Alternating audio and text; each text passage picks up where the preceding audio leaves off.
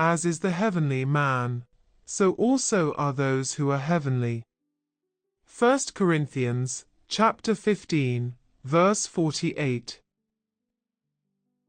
The head and members of the body are of one nature, and unlike that monstrous image that Nebuchadnezzar saw in his dream. The head was of fine gold, but the belly and thighs were of bronze, the legs of iron, and the feet, part of iron and part of clay. Christ's mystical body is no absurd combination of opposites. The members of his body were mortal, and therefore Jesus died. The glorified head is immortal, and therefore the body is immortal too, for thus the record stands, because I live, you will live also. As is our loving head, such is the body, and every member in particular. A chosen head and chosen members, an accepted head and accepted members, a living head and living members. If the head is pure gold, all the parts of the body are of pure gold also. Thus there is a double union of nature, as a basis for the closest communion.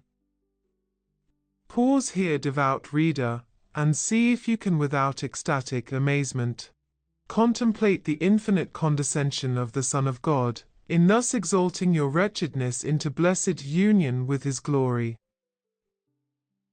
You are so mean that in remembrance of your mortality, you may say to corruption, You are my father, and to the worm, You are my mother and my sister.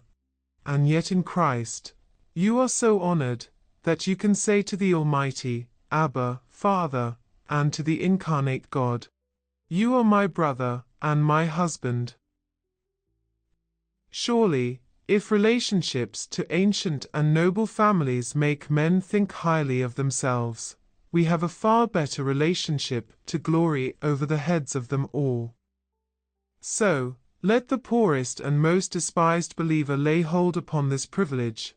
Do not let senseless laziness to cause him to neglect to trace his pedigree, and do not let any foolish attachment to worldly vanities to occupy his thoughts to the exclusion of this glorious, this heavenly honor of union with Christ.